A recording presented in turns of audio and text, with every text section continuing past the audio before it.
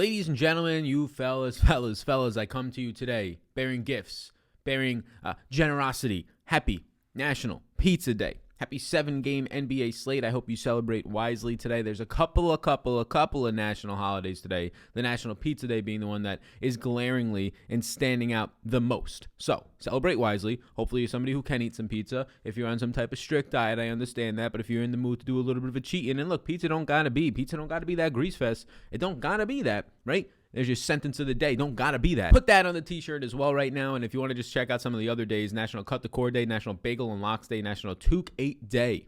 Toque 8 Day. Oh my God, I cannot imagine. But hopefully you all are having a lovely start to your day. We're going to break down the 7-game slate as we normally do with your injury and status dashboard to start it up and then the picks. And today we're doing a little bit something different. Maybe a la that one dude to an extent from the NFL videos. I'm taking one guy from each team that I'm liking. And we're also, don't worry, we're going to be talking about the other guys in general, but one guy from each team is going to be listed on the picks slate when we get there in a second. And then if there's some other players on the team, of course I'll work them in and give some analysis, but a la that one dude, a little bit of a playfulness right there. But you have the injury and status dashboard in alphabetical order on the screen behind me. Hey, all I ask from you on your side is on the YouTube version. Hit that like button, just takes a couple seconds, and make sure the notification bell is on. I assume you're subscribed, and if not, make sure that's the case, but hit that notification bell. You might think that it's on, but it's got to show a little bit of a ringing around it. Hit that bell, trying to get that upwards of above 20% of people on the channel. We're at right now around 15.5%.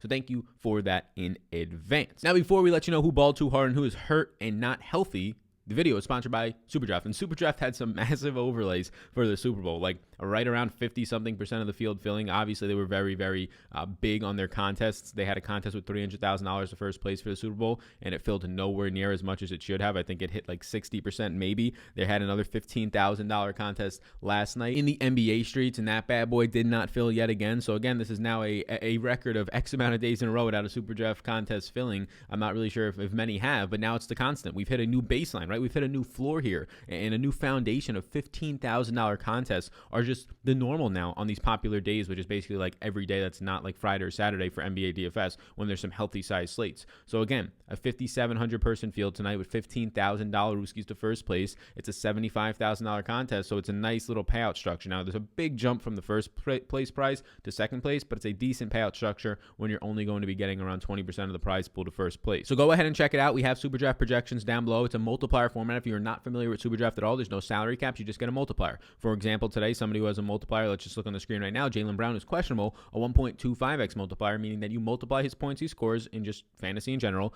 multiplied by 1.25x, and that's how you get the scores there. So it's not salary cap. That value really comes from not the price now, not finding, who's the best value play. It's, okay, where's the best multiplier value based on the projection? So we can help you out down below with that. And the beautiful thing is the contests are not filling, so you're playing against less people for more money. And they're big prize pools now. It's no longer 3,000 and 4,000. That's why there's more attention and more push towards it in the marketing aspect, because the site has grown to a massive amount, partnering up with Caesar Rewards. And I would not doubt it if anytime soon you see something about a buyout or something of those lines, or a partnership with another massive company. We found a nice little niche outside of the salary cap base, and they've really hit the nail on the head with their format. So check it out. The contests are not filling. Promo code SAL, S-A-L, that's my name, simple, S-A-L, will get you a free money bonus up to $1,000. Rooskies, let's get into the slate so we can go pretty quickly through these injuries. It's a 7-game slate, not a ton overall. Jaylen Brown is going to be questionable today with a knee. If Jaylen Brown misses, obviously it's going to make a low 9K Jason Tatum look better. You have kind of Kemba Walker already priced for this to a certain extent, right? He's like $6,800,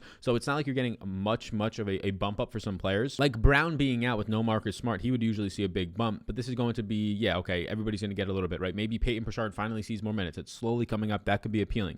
Jeff Teague, no interest, right? Grant Williams probably sees in the low to mid 20s. That could be right? Semi Ojeleye, they just have so many bodies on this Boston team, and so many bodies that aren't that productive from a fantasy perspective, that Jaylen Brown being out, I just look towards Kemba and I look towards Jason Tatum. And that's basically it on my end. We can go to DeLon Wright, who's questionable with an ankle, and Wayne Ellington also questionable. This is some big news, right? If DeLon Wright was to miss, a high fantasy point per minute producer, relatively high, relative to this team at least, right? You saw with DeLon Wright missing and playing banged up in the last couple of games, and in that last game, you saw the 50-plus point game from Jeremy Grant, the 20-plus attempts that we've been waiting for a very long time now at this point. point, and you saw Josh Jackson get involved for upper 30s in minutes. Now, so far this season, DeLon Wright has been a very viable player and valuable player for this team. He's averaging right now 28 minutes per game. He's averaging close to a fantasy point per minute. He has a 16% usage rate, 26% assist percentage, so he's definitely going to be contributing to the team, and he plays big minutes. He's right now second on the team in minutes, only behind Mr. Jeremy Grant. So if you're taking off his 600-plus minutes, you're getting with no DeLon Wright on the court. Josh Jackson to lead the team in minutes with no DeLon Wright on the court. He averages 0.95 fantasy points per minute and a 25% usage rate with DeLon Wright off the court. You see a little bit of a bump for guys like Saddiq Bey from a minutes perspective, but yes, if there's no DeLon Wright, it makes a little bit more security in the shot attempts and volume for Jeremy Grant to get to those bigger games. Like you saw the last time out, and he's only 7K, and it makes a nice little bump there, not only in the overall usage, but in the minutes for Josh Jackson. Victor Oladipo, we got the news yesterday that he would play on Monday and rest on Tuesday. So Victor Oladipo out for rest. And now the opposite is probably true for his other teammates. You're probably going to have back now guys who are resting, Eric Gordon and John Wall. So John Wall is going to be the obvious guy who's going to stand out because his price point is not really moving, even though Oladipo is now out of this rotation. Oladipo's 30-plus minutes of play, 33-plus minutes of play out of the rotation now. So if you were to take James Harden, Victor Oladipo, and Christian Wood off the court so far this season and get all those minutes out of the rotation, you're going to be seeing Sterling Brown lead the team in minutes with 208, averaging 0.79 fantasy points per minute. You see guys like Eric Gordon average over 1.5, 1.05 fantasy points per minute. Cousins averaging like 1.36. All this looks really good. There's not that much of a sample for John Wall, but in 90 minutes of play, so basically 3 games, with his minutes coming up. The last game he played 32 minutes, then he rested. So I think the baseline now for John Wall is around that 32-minute mark with the upside of 34 plus. He's averaging 1.21 fantasy points per minute. He's going to look like a standout play today. For Miami, there's no Goran Dragic still with an ankle. It's just giving more security to Jimmy Butler's overall shot attempts above 20 plus. It gives some run to Gabe Vincent still in the rotation, but mainly you're getting those 30-plus minutes of play out of Kendrick Nunn, who seems appropriately priced. Josh Hart is questionable with a back injury. Josh Hart, if he was to miss in this game, I don't think he plays small forward, so I don't think you get them going too small like with a Lonzo Ball, Alexander Walker, and Eric Bledsoe lineup. My guess would be JJ Redick fills in directly instead of playing like 14, 15 minutes. Maybe he starts to get into that 25-minute range, and then a couple of other minutes leak into some of the main rotation guys. Maybe they get somebody else into the rotation like a Wendell Gabriel, but I don't think it's going to matter all that much. Nerlens Noel has been missing. Again, it's just like Taj Gibson and some guys off the bench are picking up more run now if he was to miss. And you're getting bigger minutes, though, out of Julius Randle. Maybe this is a piece of that. He was playing like for a couple of weeks there, like 35 minutes a game, but it's still big, but nowhere near the 38, 39 that he's been playing to start the year and these last couple of games, the last 3 or 4 games. Close it up with a couple of more guys now. Orlando, there's actually some big news here. Evan Fournier is going to miss again, his second straight game. Michael Carter-Williams is now out again, so they're just down so many bodies. And you have Alfred Gamino off the injury report. Now, Firmino, who hasn't played in a very long time, if he was to return in this game, I wouldn't really take it with he's going to play 20 minutes, right? Or he's going to play 25 minutes, anything that's meaningful. So I don't think he's going to be going out there unless we get a Mino going to be starting a power forward with no minutes limit, because they're just down bodies. Like Amino, if he was fully healthy, he'd probably be starting. But I would have to see news that he's not going to have a minutes limit, because this is the bodies that they threw out there in the last game. It's just brutal. And this is why they got blown out against the Bulls by like 30 points. And it's because they ended up throwing out there Cole Anthony, okay, decent. Gary Clark, Dwayne Bacon, and James Ennis, brutal, right? And then Nikola Vucevic. So what you're looking at right now from this team is, yeah, the bumps are going to go to minutes-wise, like the James Ennis who got to play 29 in that game. You saw Dwayne Bacon play over 30 minutes in that game. Gary Clark played 30 minutes. It's just their fantasy point overall upside is not there, and they're not like $3,000 flat. They're actually somewhat priced up for these minutes. It's not looking good. Terrence Ross off the bench, he has not been playing that well, but you would expect him to see more usage. But this season, he's just playing very, very down. He's not involved anywhere, not even taking that many shot attempts. The other person to mention, because you don't have Fournier, who plays that small forward and shooting guard position, and you don't have Carter Williams yet again, who's a guard, you're going to be getting Frank Mason to play some minutes. Now, Frank Mason's minutes in the last game were inflated, right? He played 26.2 because of the blowout. He got to play the final 15 minutes of the game, closed the entire fourth quarter. But in the first half, he played 11 and a half minutes. So even if this game stayed close, you could assume that even if he didn't close out the game, he was probably going to play around 18 to 20 minutes in this game. So if we project somewhere around 20 minutes for Frank Mason in this game, it could look pretty appealing just because he's in that 3K range, and he's been a decent fantasy point per minute producer throughout his career. Nasir Little is going to be out today for Portland, so just keep an eye on that. It's not really going to matter all that much. Derek White is going to rest today, played yesterday, rests today, and they're expecting Lonnie Walker back, so that's honestly going to just help directly Lonnie Walker,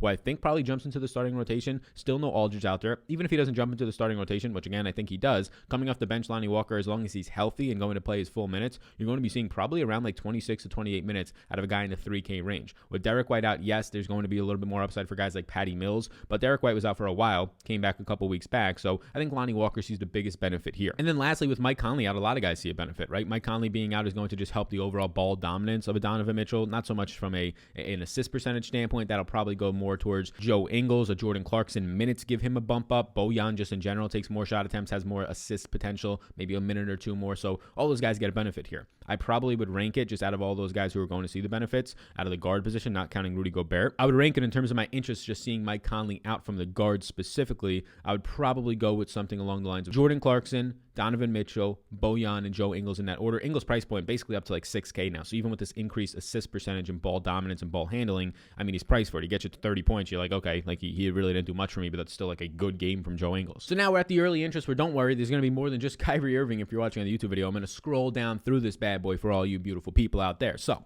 what we're going to do here, and if you're not familiar, we go live at 4 p.m. East Coast time for this NBA slate. So again, that notification bell will really help you know when we're going live. If you listen on the podcast version, just check out the YouTube channel. We'll be going live every day during the week. And on the weekends when I'm not traveling, I usually go live around 4 or 5 p.m. East Coast time to break down these slates. There's already a PGA video out for the week. There'll be a PGA betting video out today on Tuesday. And then on Thursday, there'll be an MMA video. There's going to be a lot of stuff, even more stuff coming to this channel. Short form content in the comedy aspect.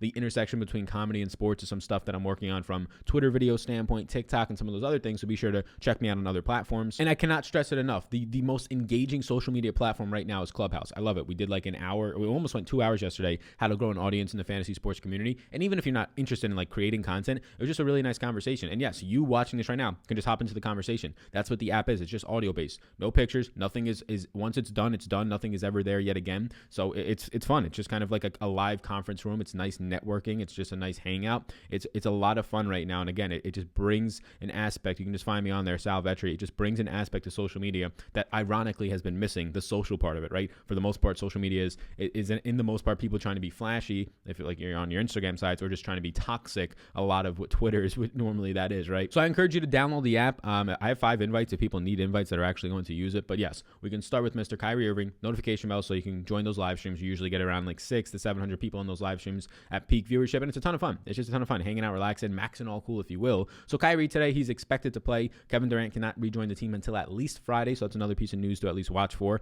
And yeah, I mean, it's going to make Harden look like a fine play at $10,900, but Kyrie only comes up $200, right? He was $9,100, I believe. He was supposed to be in that last game before he got ruled out. So if you just take the high producers off, like I don't want to take too many guys off because we won't have a sample if I take off Prince and like Jared Allen, but if you just take Karis LeVert and Kevin Durant off the court for this specific game, you're going to be seeing Kyrie Irving averaging 1.38 fantasy points per minute, Harden 1.43, a very nice assist percentage, and overall I think the minutes are going to be there for a guy who's averaging about 36 minutes per game right now. So Kyrie at $9,300. The one Brooklyn that I would take, of course, James Harden is in play. I don't think I really want to get to too much of Joe Harris. I don't think he's terrible, but I think he's priced for what his role is. If he starts a power forward, it's going to be appealing, but again, I think he's priced for that at this point. I think Kyrie is the best Brooklyn net today. Go down to a couple of other teams here. Look, I'm going to be honest with you. This Boston team is not that appealing to me. Like, I don't really like anything here. A $4,000 pay per start if he was to start and we can actually get some minutes out of him, I would feel nice about that. Maybe a Grant Williams if he was to start if there's no Jaylen Brown. But right now, yeah, $9,200 Jason Tatum is just kind of what he is. I'd rather go to Kyrie Irving. I'd rather go to some guys from some other teams in that price range. A $66 Kemba Walker looks good, right? It looks good for the minutes that are coming up for him, that the usage that he should see. If Jaylen Brown was to miss today, with Jaylen Brown off the court this year, Kemba is averaging a 1.15 overall DraftKings points per minute, a 36% usage rate, and a 34% assist percentage. So, I mean, Kemba, a lot of the times will leave a sour taste in your mouth from playing him, and a lot of that has to do with just this minutes limit that he's on. If I had to pick one guy from Boston, it's probably just Kemba Walker at this point that I'm interested in. Next up is Jeremy Grant from Detroit, and he's just too cheap. They haven't changed his price point basically in like 4 straight games now. It actually went down $100 since he just went out there and scored 53 points. And the thing that I kept saying was, where are the shot volume, right? Where is the shot volume? He was taking 20 plus shots a game for like 2 weeks straight, 3 weeks straight, and then it went down to like 8 shots, 16 shots, 14, 13, 13, 15. Like, these were his shot attempts the last couple of games. It went back up to 27. If DeLon Wright misses in this one, even better for him, right? Derrick Rose has been limited off the bench. So it goes up to 27. I'm not expecting that, but it's at least nice to see that that was still there. Now, obviously, he played massive minutes in a loss. He plays 48 minutes in a loss, right? They end up going into overtime. So that's going to affect it somewhat. But the price point is still too cheap here. And always the nice thing about Jeremy Grant, if we're picking a guy from Detroit, I'll also like Josh Jackson if there's no DeLon Wright. Josh Jackson goes to 0.95 fantasy points per minute without DeLon Wright and over a 20% usage rate. But the nice thing about Jeremy Grant is he's small forward eligibility on DraftKings, right? You can't play him on SuperDraft where he normally has a high multiplier. That's not on this slate. They're only doing the 6-game slate. This is the first game of the night. But Jeremy Grant with the small forward eligibility, it's rare that you find a small forward that is as active on his team as Jeremy Grant, right? Like, obviously LeBron's like small forward eligibility, or at least he was for a very long time on DraftKings. But Jeremy Grant, you getting to put that in your small forward spot where it's like, okay, yeah, like this guy is the dude, that dude on this team. And at like the very worst, you're getting 15, 16 shot attempts out of him, right? With the upside of 20 plus shot attempts. Yeah, $7,000 Jeremy Grant from just a lineup construction game theory standpoint makes a lot of sense most nights when he's this cheap. Next up is Golden State. And yeah, Draymond Green's price point only comes up $100. I'm going to keep saying it. I don't know why other people think Draymond Green's not going to play massive minutes. He plays another game of massive minutes in that last one. He misses a triple-double because he shoots 3 of 11, but he's still getting the shot volume. He only has 7 points, but 10 rebounds, 10 assists. This is the thing, right? James Wiseman's going to return sometime. They said 7 to 10 days, but there's no updates on the second night of a back-to-back. I'm not expecting it to be today. No news right now on Kevon Looney. So Draymond Green's going to continue to play center, which he always is going to be an assist percentage guy, right? He's just always going to be that type of guy. And now he's a rebounding rate guy, and now his fantasy points per minute are finally coming up, so people are probably going to start to buy in a little bit. But with the price point coming up, I think people will be held off. But in a close game, if you're going to get 35 and probably 36 plus minutes right around there out of Draymond Green with a high assist percentage, a higher rebounding rate, and yeah, the man's not scoring at all right now, but he's active in all areas. Imagine if he just starts scoring. Imagine if Draymond Green puts up an 18 real-life point day, right? He's going to go off for 60 plus fantasy points. He's probably going to have you very close to a triple-double. Draymond is now up to 1.08 fantasy points per minute without Wiseman and Kevon Looney on the court. You know what that was like a week or two ago when we didn't have a sample when those guys were playing? With those guys on the court, he was averaging like 0.9 fantasy points per minute. This is a massively different player, and yes, the price point should be much, much higher, but it's not. Like, it's come up from 5,500 that it was a couple weeks ago because it has to, but it should Draymond should probably be, if this continues to be the case, Draymond Green at center playing 35 plus minutes, he should probably be like $7,500, if not more. So Draymond's going to look very good. Oubre also looks nice. Oubre's minutes have been consistently large. All these guys really look nice. You're getting a game coming off of 39 minutes for Andrew Wiggins, but Oubre I'll take. He's still getting some second usage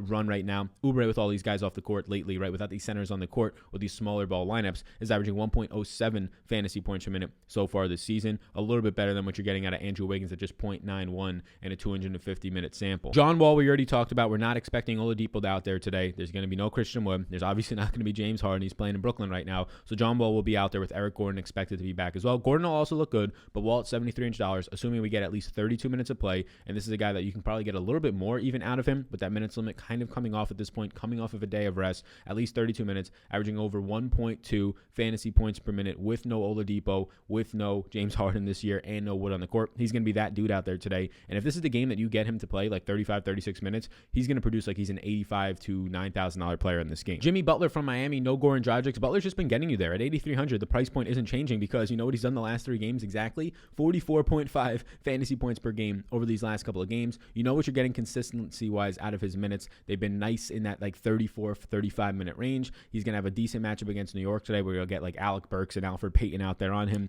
So far this season, Mr. Jimmy Butler getting very, very involved in the rebounding rate department. Right now, his rebounding rate is up to 16.5%. He's averaging 1.31 fantasy points per minute, and that's with like all the guys on the court. You're not going to have Dragic today, who's a very high fantasy point per minute producer. Usually doesn't play alongside Jimmy Butler all that much. He takes on that second unit job. But Butler seeing a 26% usage rate. He's really the only guy that stands out to me on this team. Yes, Kendrick Nunn's going to be playing bigger minutes, and with no Dragic on the court. Dragic right now is 5th on this team in minutes, so when you take off Dragic, you're getting right now Kendrick Nunn to average about 0.87 fantasy points per minute. I mean, at his close to $6,000 price tag, even if you get 32 minutes, he's just kind of getting you there at that point. With no Dragic on the court, you actually do see Jimmy Butler go up a little bit, but it's nothing in a major department. He basically goes up, picks up a little bit in the rebounding rate department. In about 240 minutes, he goes from 1.3 fantasy points per minute to 1.32. So Butler would be the guy there for me, but that being said, $1,000 less, I prefer John Wall. If you're looking even in that range, I'd rather go up a little bit more, $1,000 more Kyrie Irving, but Butler's kind of in this sandwich spot where he's like that only guard, small forward, even center option, right in that mid 8K range. So if you're falling there, he's a very strong option for you. Next up is New Orleans, and this is a difficult one because, yeah, Zion always looks good. Basically always play Zion. Now he's 8,200. I like him better when he's like 7,800, but he'll probably just get you 40 points flat, right? He's basically consistent there. You're seeing Brandon Ingram take some larger leaps forward as he's playing bigger minutes. So he's fine, but he's priced up now, right? He's right around that Jimmy Butler range. I'd rather have Jimmy Butler. Eric Bledsoe playing some minutes. If Josh Hart was to miss, maybe that leads to Alexander Walker playing a couple more minutes. Steven Adams is just always kind of there. So the guy for me is Lonzo Ball. And Lonzo Ball's minutes as of late have been really nice. They've been right there. But as of late, he's also picking it up in the rebounding rate department, right? So on the season, you're just going to see a 13% rebounding rate for Lonzo Ball. But if you're looking at what he's been doing lately, this is what's finally starting to come up. One, he was shooting terrible to start the year. That's coming up a little bit better. Last 3 games, 54%, 54%, and 55% shooting percentage. And his rebounds overall are 7, 9, and 6. So over this last 3-game stretch of playing 24, 35, which is one of the highest we've seen this season out of him, and 30 minutes of play, it's nice to see. But the price point is coming up because in 6 straight games, he scored 30 or more fantasy points. In 7 of his last 8, he scored 30 or more fantasy points with a couple of like 38 to 40 point performances in there. So Lonzo at $6,300, he's probably getting close to being appropriately priced, but with no Oladipo out there, with a somewhat slower down John Wall out there for Houston today, it's going to be an appealing spot in my opinion. He's just getting much more heavily involved. And that rebounding rate coming up with the shooting percentage going down now, the minutes are starting to make sense for him. As much as I don't want to recommend a New York Knicks today, yes, Randall at 9,100 looks good. Like I said, the minutes are coming up in a major way. Mitchell at $5,000 flat is just kind of always good. He's always there for you. A couple games a year, he'll have that big block party where he goes for 40 plus points, maybe even 50. But Payton at 4,800, there was a couple days in there and really a week or two when he was just losing his minutes. He was playing okay, maybe you're getting 20 something minutes out of him. It was the Emmanuel Quickly show for a week, about 4 or 5 games. But lately, 35 minutes, and 31 minutes. He's playing better, 47% shooting, 53% shooting. He's coming off of games of 37.5, 39, and 20 fantasy points. So the minutes are getting there. Now they're going to be facing this Miami team again where he just kind of got halted. It's a tougher Miami defense. He only shot 3 of 12 overall, 25%. I don't expect that to happen again. But at $4,800, he looks like a nice value. Quickly's not getting the minutes anymore. Alec Burks is priced up to a certain extent where I don't want to be getting him. Barrett just never looks that great. So it's Randall who's definitely in play. And then it's Alfred Payton from the Knicks at $4,800 who's going to give you a decent value option on a slate that right now, yes, there's a couple of 3K options that can be floaters, like Alani Walker we talked about earlier. So there's definitely some floater options there, like some other options. Josh Jackson, who's not cheap, but he can maybe be a mid-range option if he opens up with no Delon Wright out there. But at $4,800, a decent option. Nikola Vucevic. So we talked about this team, right? Another 3K option could be Frank Mason from this team, but I'm only going to project Frank Mason unless he starts, which I don't expect. But I'm only going to probably project him for 20 minutes, right around that, maybe 22 at most. So that'll look decent for his 3K price range, but it's just Vooch at $8,900. You'll probably have to choose when you're looking at just your utility spot today. Do I want to go Kyrie Irving or Vooch, right? That's probably going to be a somewhat difficult decision for a lot of people today. Maybe a Vooch or a Jimmy Butler with a $600 difference. I like Vooch a good amount. He's averaging 1.44 fantasy points per minute without Fournier, Gordon, or Markelle Fultz on the court this season, and a pretty healthy sample. You're getting those 33 plus minutes of play in every single game, the 30 plus % usage rate with these guys off the court. So Vooch is in play for me. I prefer him over Jimmy Butler if he can get there. I probably right now would even prefer him over Kyrie Irving. Heading over now to some pay up options, you have Embiid at $10,500, and on the opposite side of Vooch's game, you have Lillard at $10,000 flat. Lillard now returning, expected to play in this one, so that is good to see. I'm going to prefer Lillard for a $500 discount over Joel Embiid today. I mean, Joel Embiid's averaging more fantasy points per game this year, but it's literally by less than 2 points, and a lot of that this year has to do with Lillard having to play alongside Nurkic for a decent part of the season, a lot of the season having to play alongside a high-producing CJ McCollum to the biggest start of his career. So what you're going to get out of Lillard in this game is basically what you're getting out of Joel Embiid fantasy points per minute-wise, around a 1.5 fantasy point per minute producer, but the upside of that is that you're getting the price discount of a $500 difference down, and I also think that Lillard's ceiling is a little bit higher because he more frequently plays 40 minutes when Joel Embiid has been playing bigger minutes in closer games, but that normally looks like 34, 35 minutes. So comparing these two guys, give me Lillard. I think Kanter is still fine from Portland as well. Just a tougher matchup against Vooch, and from Joel Embiid's standpoint, yeah, he's fine, right? If there's enough value to pay up for both of Joel Embiid and Lillard, I think it makes sense, but I'd rather play a Lillard on the pay up option and then get a nice center who has a big ceiling, and you've been seeing it. I mean, 70 points a couple times and 60 plus over the last couple of 5-6 games, and that would be Nikola Vucevic. So I'd rather go down to Vooch over Embiid, and that lets you get up to Lillard, so you kind of had that little discount in there. After that, from Philly, Tobias Harris, Curry, Milton, probably in that order is where I go. Not too interested in Ben Simmons right now. And then DeJounte Murray on the second night of a back-to-back. Hopefully he doesn't rest because his price point drops a couple $100 after he goes out there and he scores 60 plus points. Basically has a triple. I don't think he hit the triple-double. He had the double-double with rebounds. But yeah, the rebounding rate is up on DeJounte Murray. It's going to be fantastic. Derek White is now out today, which either way, you saw it yesterday, doesn't really affect DeJounte Murray. But if people thought it did, minutes-wise, closing lineup-wise, it doesn't. But if people did, he's out today, and that's probably going to help Lonnie Walker. But a $6,500 DeJounte Murray, I would assume, is going to be one of the 5 or 6 most owned players on the slate, and it makes sense. He should be $7,500 now. These Spurs have been underpriced basically since LaMarcus Aldridge went out, which has been 5 or 6 games now. DeRozan is finally coming up. He's $7,800, but he's still in play against Golden State. I would rank it right now. DeJounte Murray, DeRozan, and Lonnie Walker are probably my favorite options from this team. Jakob Poeltl, Keldon Johnson also fine, but DeJounte Murray at this point is just way too cheap. Murray coming off of a game where he just played 36 minutes, shot 52% overall, 10 of 19. He scored 62 fantasy points on 27 real-life points. He had 8 steals, so obviously that's where a lot of this is coming from, right? You get 16 fantasy points out of your 8 steals alone, but his 10 rebounds, again, something that he's a very high rebounding guard this year. His 4 assists. Here's the thing, though. His price drops $300. So if you told me, oh, he had 8 assists and now he's $7,500, yeah, I'd stay away. He's obviously inflated. But the price point comes down. So just as much as we liked him yesterday, we like him even more now with the price point coming down. Second night of a back-to-back. So maybe they say something about rest, but we'll have that news, of course. Just second on this team in minutes right now and averaging 1.13 fantasy points per minute. That goes up closer to 1.12 with no Aldridge on the court. So yes, Murray would be the guy from San Antonio. And then finishing it up with the rookie 2 guys here. So Sacramento, Tyrese Halliburton from them. That's the guy that I would take from Sacramento. Although Holmes is just $5,700, that's way too cheap for a guy who's consistently still seeing minutes right now. But Halliburton so far this season, even as a rookie, playing the 5th most minutes on this team and averaging right at 1 fantasy point per minute, averaging a 27% assist percentage. So $6,200 might seem fair minutes wise or just price wise to you, but I think he's underpriced, especially if he plays like his 33, 34-minute games that he's normally playing in some closeout lineups if they keep this game close against Philadelphia. I think his 1.6x multiplier in the presenting sponsor of the So Super Draft, again, you can check it out down below. I don't know what you're waiting for. Best spot to be playing right now because the contests aren't filling, and there's easy, healthy 5 figures to first prize pool at $15K right now, 20% of the prize pool to first, so you can find that down below in the description. But 1.6x multiplier is very appealing on Haliburton, who plays later at night usually, so a lot of people normally won't pivot into him if you're talking about some other injuries coming out from Sacramento and allowing it to be a better game, or even some guys from Philly being out defensive wise, so you can pivot. That's one thing, but he frequently is shooting very well, and when you get that shooting just performance to be average, it's clicking with his high assist percentage of this 25+% right now. So Haliburton at 6,200 is fairly priced, and if anything, his super draft multiplier makes him a very strong value that probably doesn't pick up much steam. And then Utah, when you're not going to have Mike Conley out there, a guy who's averaging over 1.1 fantasy points per minute so far this season, it's going to make this Utah team look a lot more appealing. All of them look appealing. A $7,200 Rudy Gobert is clearly continues to be, he's like fixed in at this price point right now, continues to be massively underpriced. So Gobert's going to be the guy that stands out the most for me, but if you look at the rest of this team, you're getting Jordan Clarkson averaging over a fantasy point per minute and over a 25% usage rate with no Mike Conley on the court. You're getting Donovan Mitchell average over 1.2 fantasy points per minute and over a 32% usage rate with no Mike Conley on the court. So those guys are going to look better. The fantasy points per minute because of the assist percentage comes up for Joe Ingles. He averages a 28.5%, basically a virtual tie with Mitchell to lead this team. Assist percentage with no Conley on the court because he becomes more of a ball handler with that second unit in Derek Favors. So he's getting up to like 0.92 fantasy points per minute. I just think he's appropriately priced at this point. So the way that I would rank it right now, Utah in general, taking into account everything, all their salaries, the fact that Mike Conley is out, it'd probably be Rudy Gobert, Donovan Mitchell as your 1A, 1B. So Gobert 1A, Mitchell 1B, then Clarkson, then Bojan, then Ingles for me right now in that order. But that is where I am at on National Pizza Day today, this 7-game slate on a Tuesday. We will be back later today at 4 p.m. East Coast time. We already have the DFS golf video out for the Pebble Beach this week, and then we'll also have a betting video out later today for Pebble Beach. So keep an eye on all that.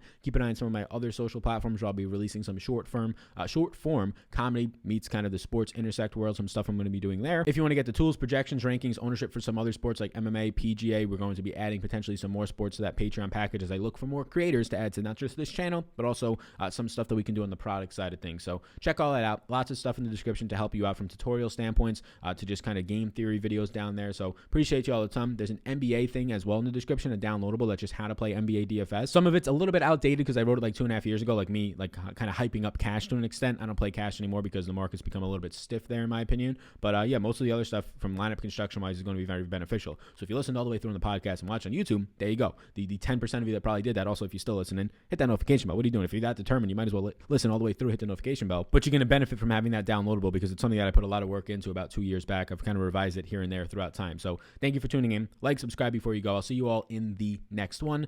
That is going to be today at 4 p.m. East Coast time live. Enjoy your day.